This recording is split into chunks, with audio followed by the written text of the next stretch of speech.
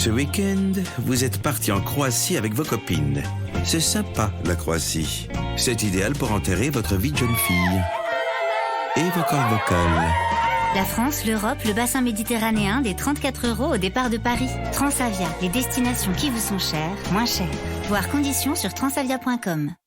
La Fabrique Audio présente La Petite Histoire.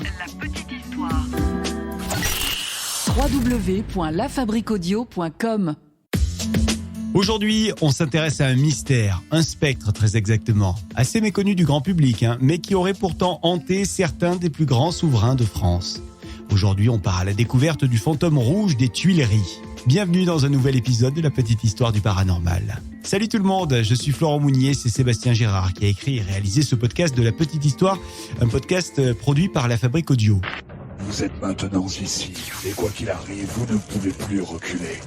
Allez, on part faire un bond dans le temps, direction le Paris des années 1560. On est précisément, pour le début du récit, en 1564. Alors à cette époque, la France est gouvernée par Charles IX, qui a succédé à François II. Mais c'est plutôt la reine qui nous intéresse ici, une personne bien connue.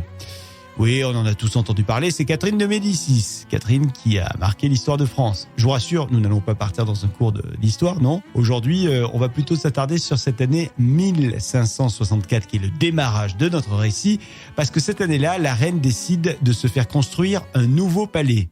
Alors c'est un projet titanesque, un projet qui va fermer la cour du Louvre. Un palais qui sera donc en lieu et place d'un bâtiment déjà existant, une fabrique de tuiles, d'où le nom de Tuileries, vous l'aurez deviné. Et puis, il y a également, en plus de la fabrique de tuiles, une boucherie. Et il y a un boucher, un certain Jean l'Écorcheur, ça ne s'invente pas. Lui, il est plutôt bien ici, il ne veut pas partir. Alors Catherine de Médicis, elle est un petit peu embêtée et elle va essayer de négocier avec lui et tout faire pour le convaincre de partir. Non, c'est faux. Elle a trouvé bien plus simple, elle va le faire assassiner. On ne dit pas non à Madame la Reine de France. Et donc elle envoie ses troupes pour aller chercher Monsieur l'Écorcheur et au moment de mourir, ce Monsieur l'Écorcheur aurait dit à celui qui était en charge de s'occuper de son cas, ou plutôt de s'occuper de sa tête, un certain Neuville.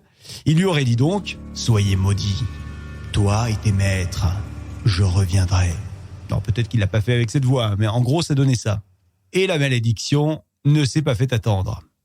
Oui, à peine quelques heures après la mort de l'Écorcheur, Neuville se dirige tranquillement vers le palais de Catherine de Médicis. Il est parti pour y faire son rapport, mais pendant qu'il marche, il sent que l'air se refroidit. Et ce n'est pas un rhume, ça devient glacial autour de lui. Et quelqu'un le suit. Alors il se retourne. Et là, il voit face à lui Jean l'Écorcheur, qu'il vient de tuer. Jean l'Écorcheur se tient devant lui et il est habillé d'un costume fait de son propre sang. Et ce n'est pas tout. Catherine de Médicis a l'habitude d'aller voir des astrologues.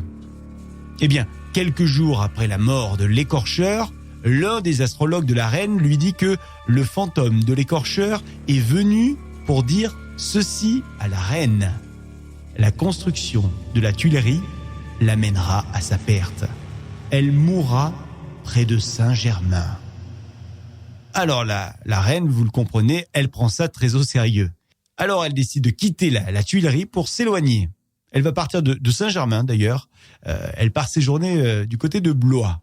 Et là-bas, arrivée à Blois, elle se sent effectivement plus en sécurité. Elle se sent déjà loin du fantôme, loin de l'Écorcheur. Sauf que au bout de quelques jours à peine, elle va sentir que le fantôme revient. Ouais, il peut se déplacer même à Blois. Il vient hanter Catherine de Médicis chaque nuit. Et il va le faire jusqu'à la mort de Catherine de Médicis le 5 janvier 1589. Alors, vous allez me dire, oui, mais elle n'est pas morte à Saint-Germain, comme le prédisait le fantôme de Jean. Ouais, sauf que le gars qui va lui donner l'extrême onction, il s'appelle, devinez comment, Julien de Saint-Germain. Tout le monde à la cour a donc eu vent de cette histoire du fantôme rouge des Tuileries. Et le fantôme est donc devenu la terreur du palais. On dit que quiconque le verra, quiconque l'apercevra, quiconque croisera son chemin, aura droit à un présage dramatique. Et ça ne tarde pas, puisque la suivante sur la liste à subir le sort de l'homme rouge n'est autre que Marie-Antoinette, reine de France et Marie de Louis XVI. Alors il paraît qu'elle aurait demandé au comté de Saint-Germain de la protéger du fantôme au cas où celui-ci viendrait à apparaître devant elle. Sauf que malheureusement, les formules magiques n'ont aucun effet. Et un jour, alors qu'elle déambule dans le château, Marie-Antoinette sent l'air devenir tout à coup glacial. Alors elle regarde dans un miroir et elle voit derrière elle une silhouette. Une silhouette qui est habillée en rouge. Rouge sang exactement. Il est là, juste à côté d'elle. C'est lui, Jean l'écorcheur. Et il n'est pas là pour lui donner les numéros du loto, non. Il est là pour lui prédire un drame. Il annonce à Marie-Antoinette qu'elle va bientôt mourir de manière très violente. Voilà ce que le fantôme annonce. Charmant. Et le fantôme, il ne s'arrête pas là. Il va continuer à hanter la reine jusqu'à sa condamnation et donc jusqu'à sa décapitation en 1793. Le fantôme continue son aventure après ça. Il va par exemple apparaître devant Napoléon Ier en 1799. Il apparaît devant Napoléon Ier dans sa résidence. Il va même le conseiller, paraît-il, sur un coup d'État. Il fait aussi la promesse à Napoléon de le protéger jusqu'à son 45e anniversaire.